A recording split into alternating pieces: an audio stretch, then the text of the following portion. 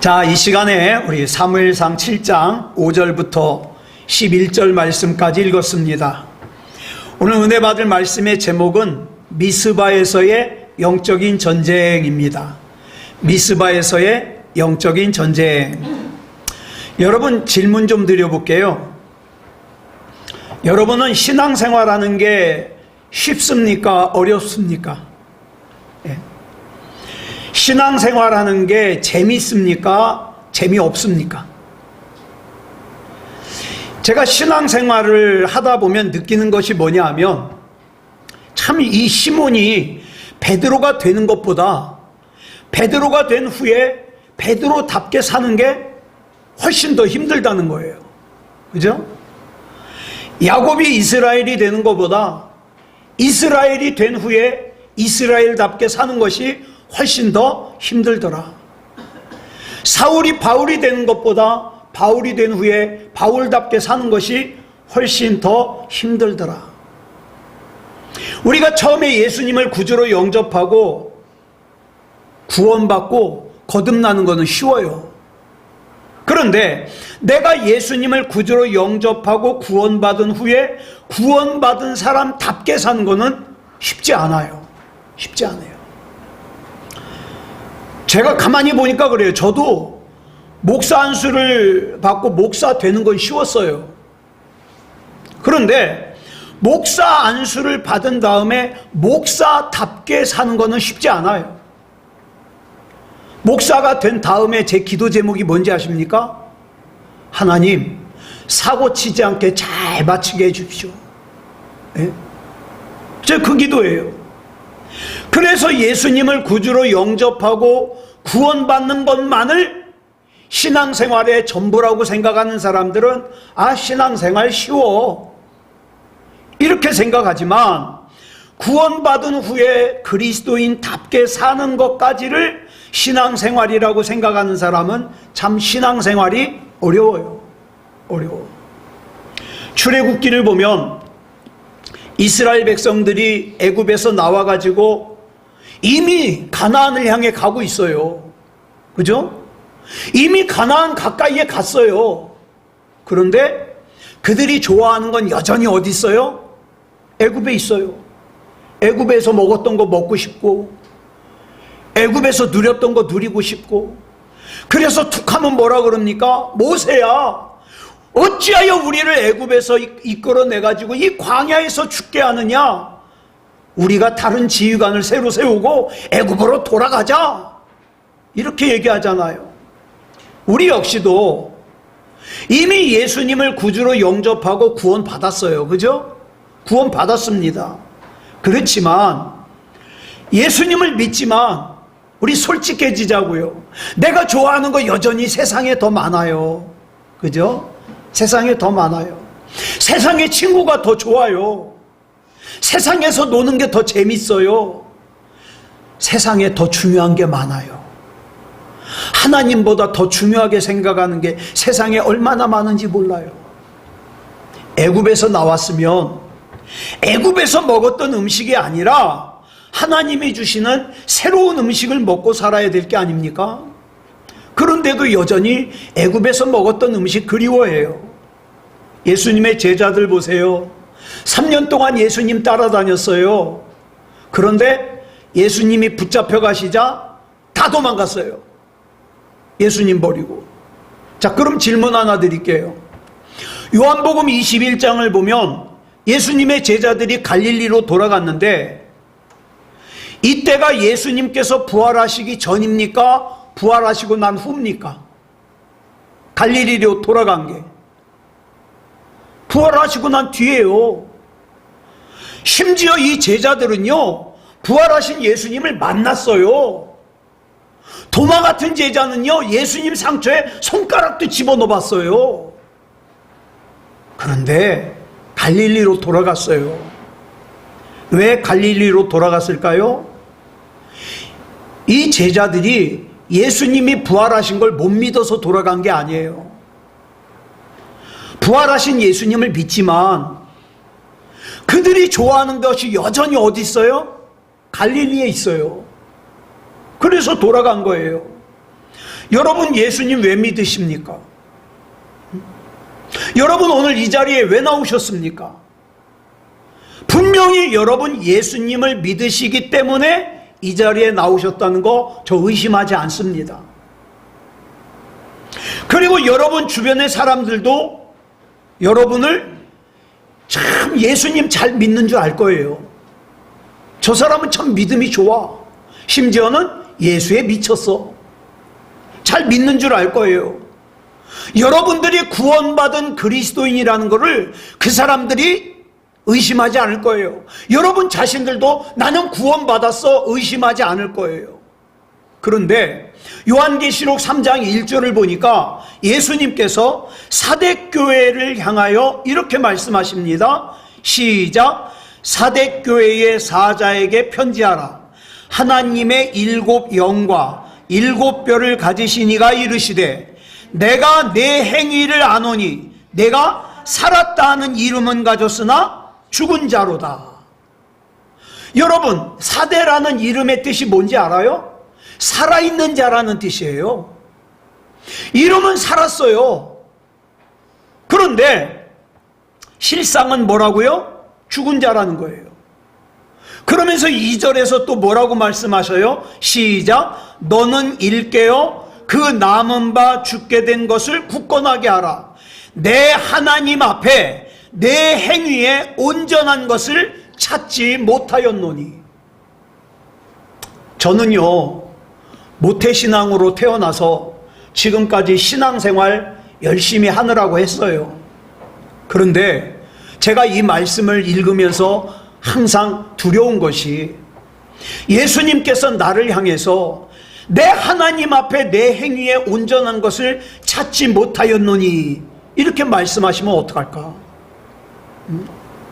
또 제가 27년 동안 목회를 한 이 새소망교회를 향하여 예수님께서 내 하나님 앞에 내 행위에 온전한 것을 찾지 못하였노니 이렇게 말씀하시면 어떡할까? 또 내 사랑하는 아내, 내 사랑하는 딸, 아버지, 어머니, 내 형제를 향해서 예수님께서 내 하나님 앞에 내 행위에 온전한 것을 찾지 못하였노니 이렇게 말씀하시면 어떡할까? 여러분 잘 들으세요. 지금 예수님은 우리 믿음이 좋으냐 나쁘냐를 말씀하시는 게 아니에요. 뭐라고요? 하나님 앞에서 내 행위가 온전하냐, 온전한 믿음의 열매를 맺고 있느냐, 이걸 물으시는 거죠.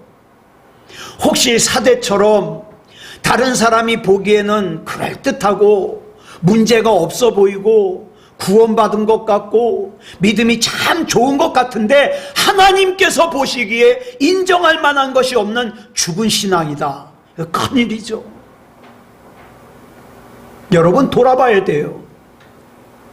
혹시 여러분도 이스라엘 백성처럼 또 예수님의 제자들처럼 좋아하는 것이 세상에 있지 않습니까?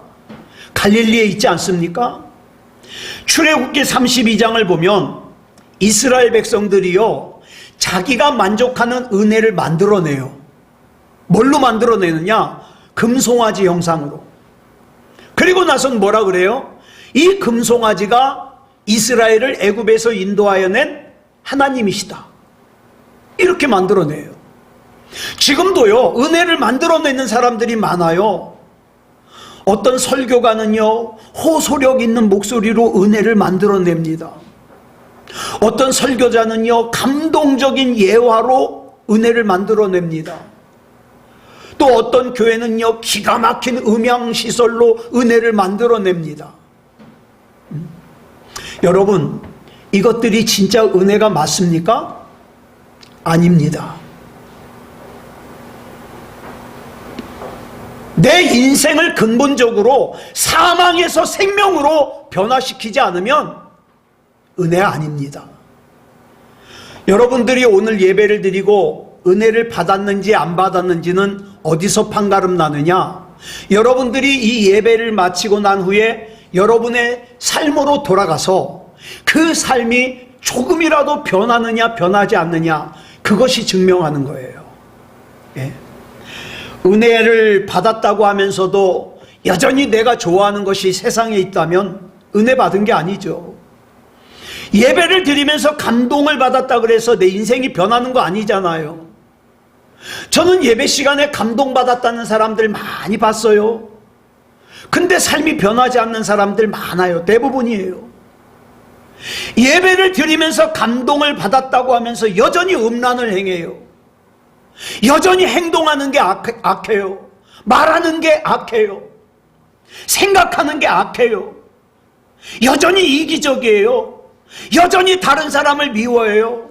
여전히 다른 사람을 정죄해요. 여전히 다른 사람을 판단해요. 용서하지 못해요. 예배를 드리고 감동받았다고 하면서 하나님의 뜻이 뭔지 관심이 없어요. 그러다 보니까 하나님의 뜻대로 살지도 않아요. 옆에서 조금만 객관적으로 봐도 이렇게 사는 것이 하나님이 원하시는 길이 아니라는 걸 알면서도 가요. 하나님이 뭘 원하신다는 걸 알면서도 안 해요. 그러면서 여전히 자기가 구원받았을 거라고 착각을 해요.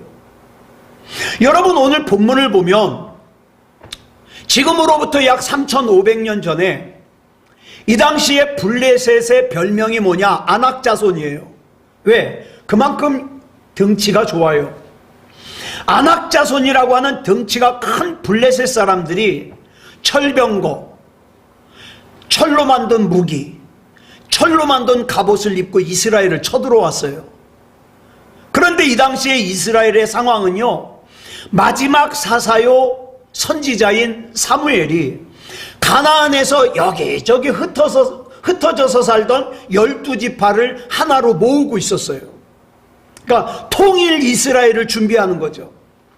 그런데 블레셋이 가만히 생각해 보니까 저 이스라엘이 하나가 되는 걸 그냥 내버려 뒀다가 저들이 하나가 됐다가 힘을 기르면 자기네들에게 위협거리가 될 것 같아요.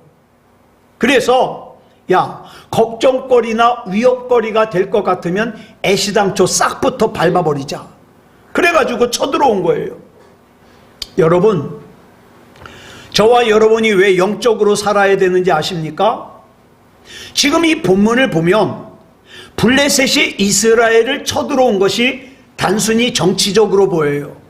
군사적인 것으로 보여요. 그러나 내면적으로 보면 하나님의 나라를 건설하는 것을 방해하려는 마귀가 블레셋을 충동질해서 하나님의 일을 방해하는 거예요. 여러분, 오늘날 우리나라에서 있어지는 이 정치적인 현실, 사회적인 현실, 이게 그냥 정치적인 거, 사회적인 거 아니에요. 그나마 믿음이 있는 교회들이 다시금 믿음을 살려보겠다고, 다시금 하나님의 말씀대로 살아보겠다고 몸부림치고 회복되려 그러니까 마귀가 역사하는 거죠. 성경을 보면 하나님의 위대한 역사가 준비될 때마다 마귀는 한 번도 손 놓고 구경만 한 적이 없어요.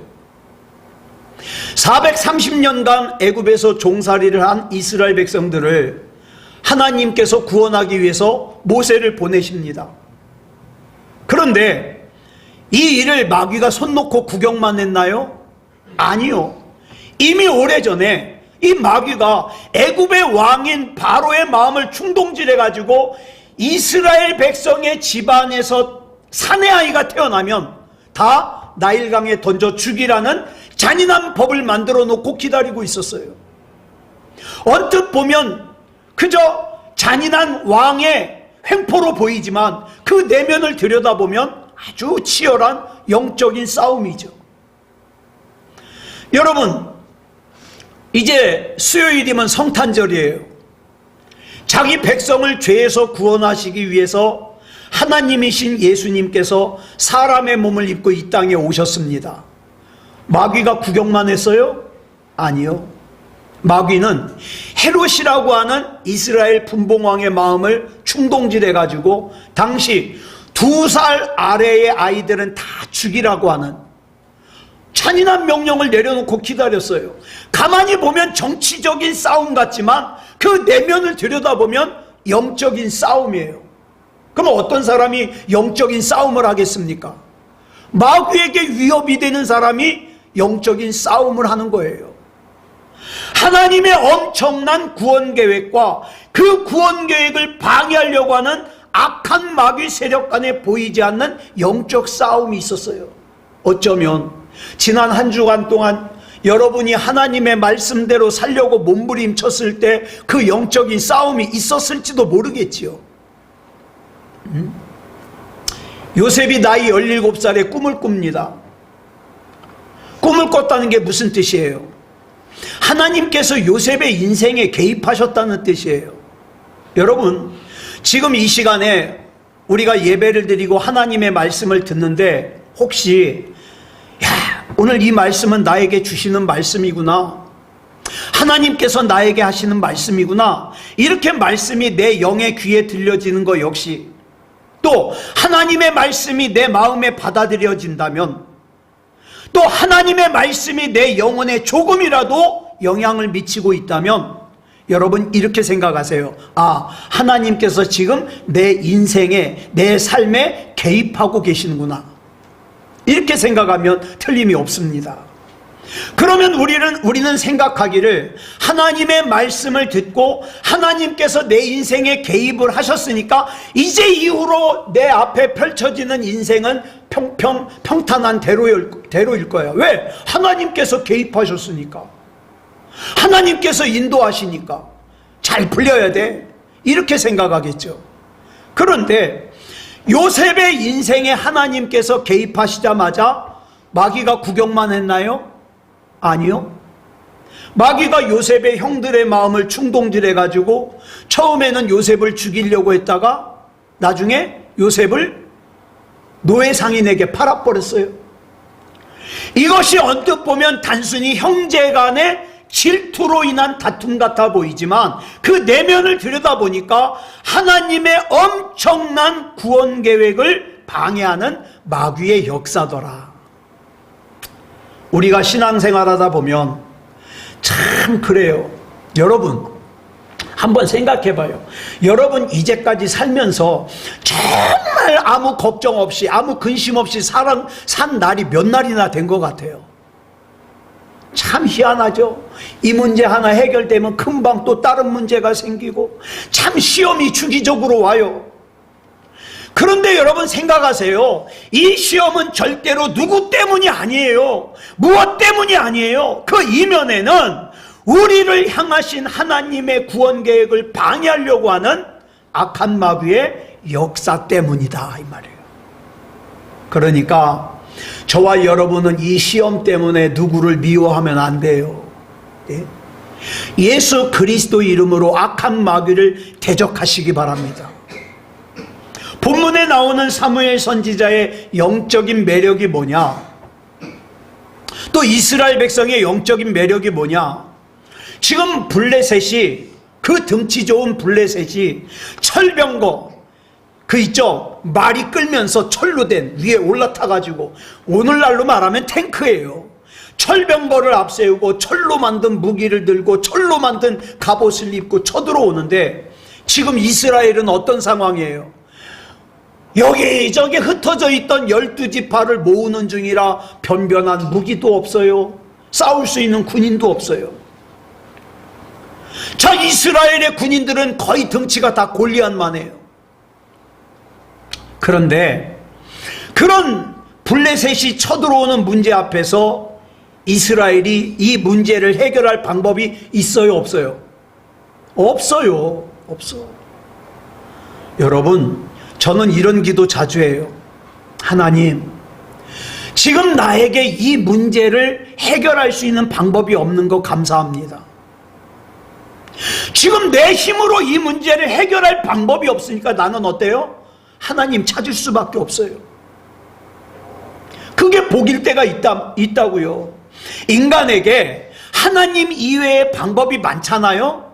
그러면 인간은 생겨먹기를 하나님 이외의 많은 그 방법을 사용하느라고 하나님 안 찾아요. 기도 안 해요.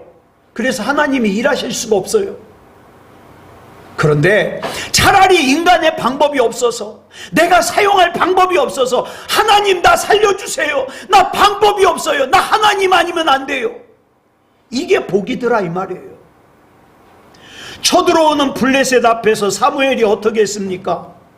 이스라엘 백성들아, 블레셋이 쳐들어온다, 우리 손에 잡을 거 없으면 막대기라도 들고 나가서 우리 싸우자, 이랬나요?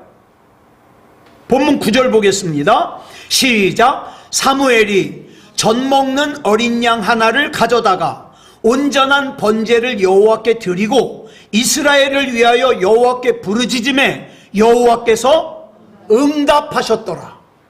자, 보세요. 사무엘은 블레셋이 쳐들어오는 위기 앞에서 두 가지를 했어요. 하나는 온전한 번제를 여호와께 드렸어요. 둘째로는 부르짖는 기도를 했어요. 사무엘은 블레셋이 이스라엘을 쳐들어온 것이 영적인 문제라는 걸 잘 알고 있거든요. 그래서 온전한 번제와 부르짖는 기도로 하나님께 드렸어요. 오늘날로 말하면 영과 진리로 예배다운 예배를 드렸다는 뜻이죠. 이것밖에는 다른 방법이 없어요. 이것밖에는. 그리고 이 과정을 통해서 하나님의 능력을 경험하게 됩니다. 여러분, 요즘에는 전쟁 어떻게 해요?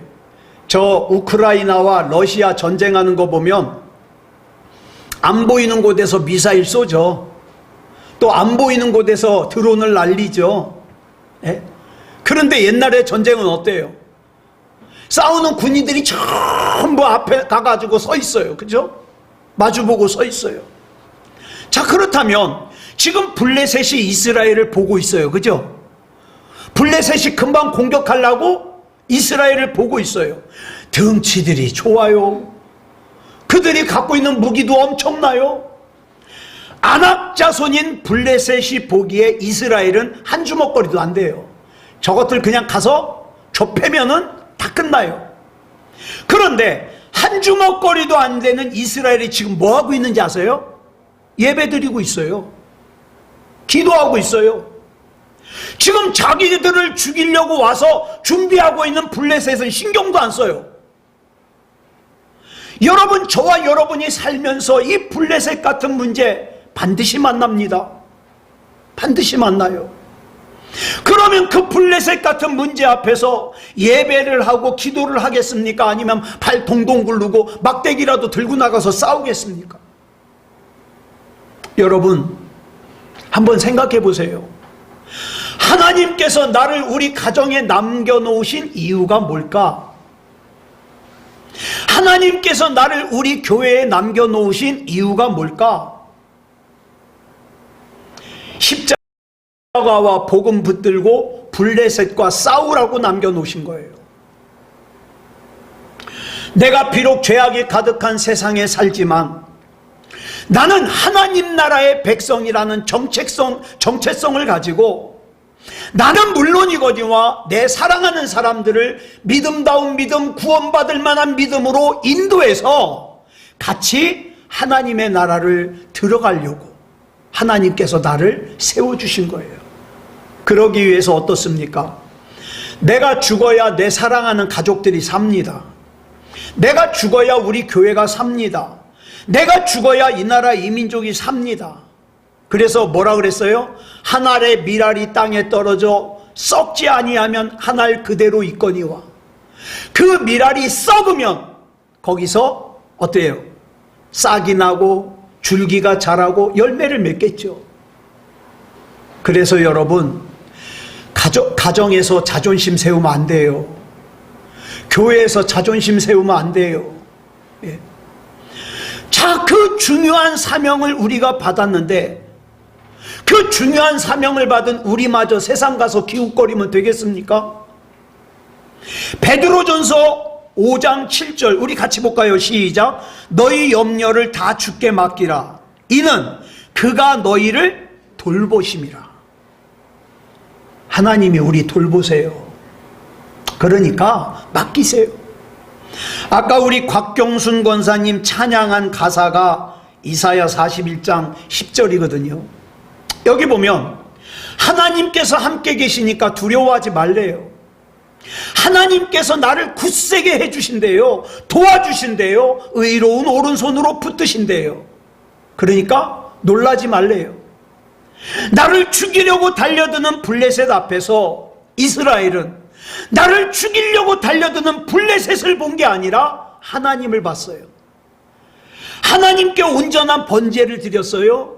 부르짖는 기도를 했어요. 그런데 제가 27년 동안 목회를 하면서 가장 안타까운 것이 많은 사람들이 어려운 일을 만나면, 속상한 일이 생기면, 시험에 들면 가장 먼저 예배를 떠나요. 기도를 떠나요. 그럴수록 더 그거 붙잡아야 되는데. 여러분, 요한복음 10장 27절을 보면 예수님께서 뭐라고 말씀하셨죠? 시작. 내 양은 내 음성을 들으며 나는 그들을 알며 그들은 나를 따르느니라. 아멘. 너무 중요한 말씀이에요. 지금 내게 주시는 말씀이 하나님께서 나에게 주시는 말씀이라는 걸 깨달았으면 따라야 되지 않습니까? 그게 믿음이죠. 그게 순종이죠. 근데 이게 말처럼 쉽질 않아요. 그래서 그리스도인답게 사는 게 어렵다는 거예요. 믿음으로 사는 게 어렵다는 거예요. 마태복음 16장 24절을 보면 예수님께서 뭐라고 말씀하셔요? 줄친 것만 시작. 누구든지 나를 따라오려거든 자기를 부인하고 자기 십자가를 지고 나를 따를 것이니라. 심지어는 누가복음 14장 26절 보니까 이렇게 말씀하셔요. 줄친 것만 시작. 자기 목숨까지 미워하지 아니하면 능히 내 제자가 되지 못하고. 이 말은 내가 죽지 않고는 예수님을 따를 수 없다는 뜻이에요. 예수님을 따르는 일을 무슨 취미생활쯤으로 알면 안 된다 이 말이에요. 지금도 많은 사람들이요, 예수님을 믿는데요, 자기가 그 다음에 나를 따르라는 주님의 음성에 어떻게 해요? 자기를 부인하지를 못해요. 그래서 어떡합니까? 자기는 예수님을 믿는다고 하면서도 주님을 무시하고 주님을 외면하고 주님을 부인하고 주님을 부정하고 자기 맘대로 사는 사람들이 많잖아요. 여러분, 내 상황이 어떠하든지 주님께서 나를 따르라 그러면 따라야 돼요. 그렇다면 본문에 나오는 사무엘은 이렇게 온전한 번제와 부르짖는 기도로 나아가면 하나님께서 자기와 이스라엘 백성을 구해 주실 거라는 걸 믿었을까요? 안 믿었을까요? 못 믿었을까요? 믿었을까요? 못 믿었을까요? 믿었을 거예요. 근데 중요한 게 그것만이 아니에요. 사무엘은 하나님께서 구해 주시지 않아도 온전한 번제와 부르짖는 기도를 했을 거예요. 왜냐하면 자, 만약에 사무엘이 블레셋과 싸우기 위해서 두리번거리고 막대를 찾은 다음에 막대기 들고 나가서 싸우면 죽어요, 안 죽어요? 죽어요. 어차피 죽어요. 그렇다면 내가 하나님의 사람으로서 블레셋 앞에서 막대기 들고 허우적거리면서 싸우다 죽느니 차라리 나는 온전한 번제와 부르짖는 기도를 드리다가 죽으리라, 그런 생각했겠죠. 제가 아까 우리 김혜성 권사님하고 아유 권사님 왜 이렇게 시간이 빠르대요? 또 한 해가 다 갔네요. 여러분, 이거 몇 번 반복하면요 저 못 걸어 다녀요. 그죠? 못 걸어 다녀요. 여러분도 못 걸어 다녀요. 거동이 불편해요. 여기저기 아파요. 안 아픈 날보다 아픈 날이 더 많아요. 그런데 분명히 그런 날이 올 거거든요. 내가 내 몸을 아껴도 그런 날이 오고 내 몸을 아끼지 않아도 그런 날이 와요. 그러면 어차피 그런 날이 나에게 올 거면 나 하나님의 말씀 한 구절이라도 더 읽다가 더 쓰다가 더 묵상하다가 더 기도하다가 맞이하겠다. 그렇죠? 앞에 시커멓게 블레셋 군사들이 몰려오는데 막대기라도 들고 나가서 싸우자가 아니라 내 주파수를 하나님 앞에 맞추고, 하나님, 나는 하나님 아니면 안 됩니다 그러면서 하나님 앞에 온전한 예배를 드리고 부르짖는 기도를 했더니 본문 9절에 어떻게 했다고요? 줄친 것만 시작. 여호와께서 응답하셨더라. 그런데요, 여기 우리가 또 주의 깊게 봐야 될 것이 있어요. 여호와께서 응답하셨어요. 그런데 본문 9절에 여호와께서 응답하셨다고 하는 상황이 블레셋이 물러간 상황이에요? 아직 그대로 있는 상황이에요? 아직 그대로 있어요. 왜? 물러가는 상황은 그 다음 절에 나오거든요. 볼까요? 본문 10절 보겠습니다. 시작. 사무엘이 번제를 드릴 때에 블레셋 사람이 이스라엘과 싸우려고 가까이 오매 그날에 여호와께서 블레셋 사람에게 큰 우레를 발하여 그들을 어지럽게 하시니 그들이 이스라엘 앞에 패한지라. 성경을 보면 하나님께서 저와 여러분의 기도를 응답하실 때 언제나 이 두 가지 단계를 거친다고 말씀드렸잖아요. 9절 다시 볼까요? 9절 시작. 사무엘이 젖 먹는 어린 양 하나를 가져다가 온전한 번제를 여호와께 드리고 이스라엘을 위하여 여호와께 부르짖음에 여호와께서 응답하셨더라. 이게 1단계 응답이에요. 어디에 응답하셔요? 마음에 응답하셨더라. 마음에. 그 다음에 이제 10절 다시 한번 볼까요? 시작. 사무엘이 번제를 드릴 때에 블레셋 사람이 이스라엘과 싸우려고 가까이 오매 그날에 여호와께서 블레셋 사람에게 큰 우레를 발하여 그들을 어지럽게 하시니 그들이 이스라엘 앞에 패한지라. 이게 2단계 응답이에요. 환경적인 응답이죠.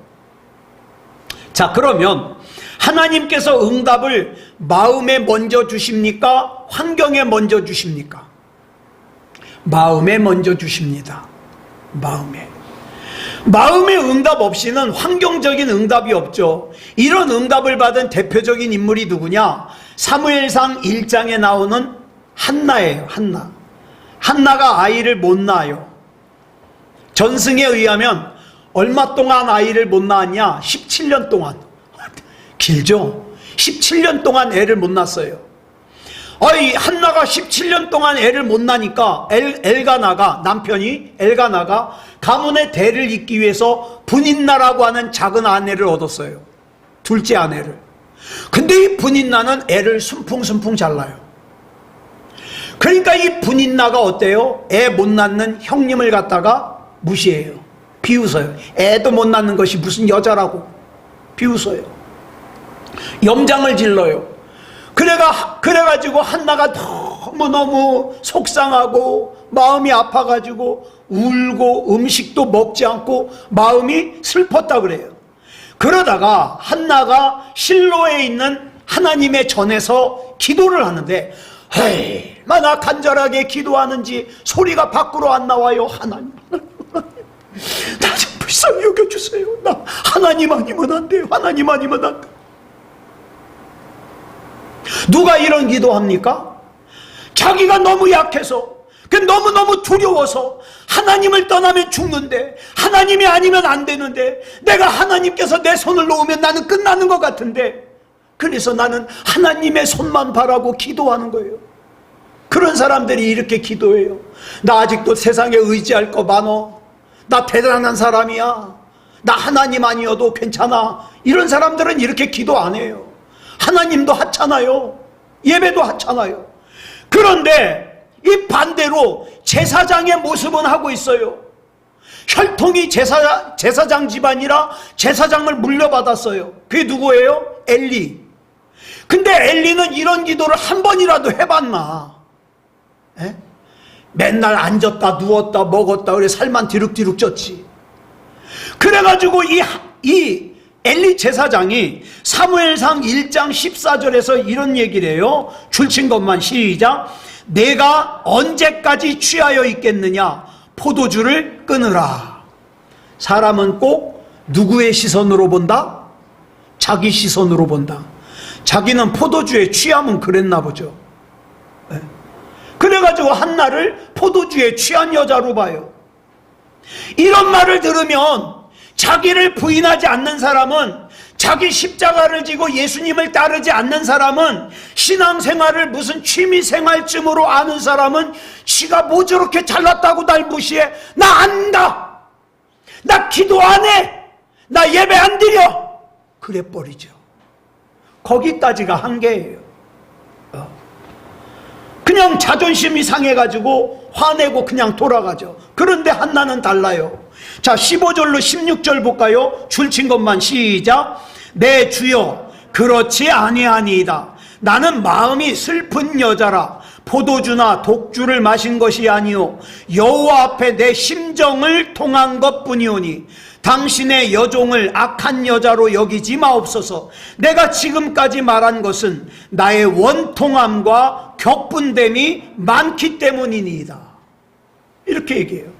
그랬더니 엘리 제사장이 그제서야 이해를 하고 17절에서 이렇게 얘기하죠. 줄친 것만 시작. 평안히 가라. 이스라엘의 하나님이 내가 기도하여 구한 것을 허락하시기를 원하노라. 그래가지고 이제 한나가 18절에서 어떻게 했다고요? 줄친 것만 시작. 당신의 여종이 당신께 은혜 입기를 원하나이다. 그리고 나선 집에 돌아가서 먹을 것 먹고 얼굴에 근심빛이 없었다 그랬어요. 이게 마음의 응답이에요. 지금 이걸 갖다가 받았다 그래서 성전에서 나오자마자 그러고서 태기가 있는 게 아니라 마음의 응답을 받은 거예요. 자, 그렇다면 중요한 질문 하나 할게요. 여기서 한나가 믿은 것은 엘리 제사장의 말입니까? 이스라엘의 하나님의 말씀입니까? 예? 누구 말이에요? 하나님 말씀을 믿은 거죠. 예. 여러분이 이 시간 듣고 믿는 것도 흠 많고 부족한 이창원 목사의 말이 아니에요. 이창원 목사를 통하여 주시는 하나님 말씀이에요. 하나님 말씀. 이 말씀이 하나님의 말씀이라는 확신이 드신다면, 하나님께서 나에게 주시는 말씀이라고 확신이 드신다면 한나같이 반응해야죠. 오늘 주신 말씀대로 나도 하나님의 은혜를 입기를 원하나이다.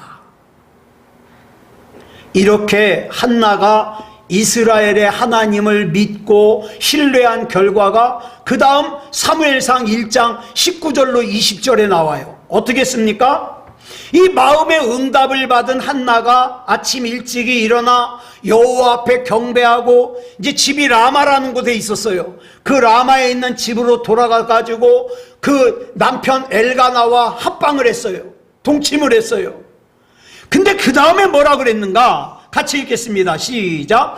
여호와께서 그를 생각하신지라 한나가 임신하고 때가 이르매 아들을 낳아 사무엘이라 이름하였으니 이는 내가 여호와께 그를 구하였다 함이더라. 아멘. 여러분, 누구를 믿어야 됩니까? 누구를 믿어야 돼요? 이창원 목사 좀 믿어줘요. 누구를 믿어야 됩니까? 크게 누구를 믿어야 됩니까? 하나님. 무엇을 믿어야 됩니까? 하나님의 약속, 하나님의 말씀. 한나가 하나님을 신뢰하고 마음의 응답을 받으니까 하나님께서 그 한나의 믿음을 기억하사 환경적인 응답을 주시더라는 거죠. 사랑하는 여러분, 저는 정말 저와 여러분이 함께 잘 살았으면 좋겠어요. 이 잘 살았다는 말이 또 무슨 뜻인 줄 아나? 금요일 날 설교를 들었어야 알지. 든 사람은 알아요. 들은 사람은 알아요. 잘 살아야 돼요. 그러려면 어떻게 해야 돼요? 교회만 다니지 마시고 하나님을 믿으시기 바랍니다. 교회만 다니지 마시고 하나님의 약속을 믿으시기 바랍니다. 그래서 하나님께서 나에게 주시는 마음의 응답과 환경적인 응답을 받아 승리하는 삶을 사는 저와 여러분이기를 그리스도 예수님의 이름으로 축복합니다. 기도하겠습니다. 사랑의 아버지 하나님, 감사합니다. 마지막 때의 끝을 살고 있는 우리가 영적 전쟁을 하려고 마음만 먹으면 영적 전쟁을 해야 될 것들이 많은데 그냥 무시하고 살면 한없이 무시하고 살 수 있습니다. 하나님, 이 마지막 때에 하나님 앞에 구원받은 사람답게 살게 하시고 그리스도인답게 살게 하여 주시고 하나님께서 나에게 맡겨주신 직분자답게 살게 해 주시옵소서. 사랑의 아버지 하나님, 악한 마귀는 항상 방해거리를 우리 앞에 쳐놓습니다. 내 힘만 가지고는 그 방해를 이겨낼 수가 없습니다. 하나님, 붙잡아 주시옵소서. 이제 우리가 한 해의 끝자락을 살면서 다시금 우리 영적인 상태를 돌아보게 하시고 하나님 앞에 믿음다운 믿음이기를 점검할 수 있게 해 주시옵소서. 나는 구원받을 만한 믿음인가? 내 가족은 구원받을 만한 믿음인가? 내 옆에 있는 사람들은 구원받을 만한 믿음인가? 돌아보게 하시고 점검하게 하시고 하나님 앞에 바로 설 수 있도록 인도해 주시옵소서. 우리 하나님께서 붙잡아 주시고 책임져 주실 줄 믿사오며 그리스도 예수님의 이름으로 간절히 기도드려 싸움나이다. 아멘.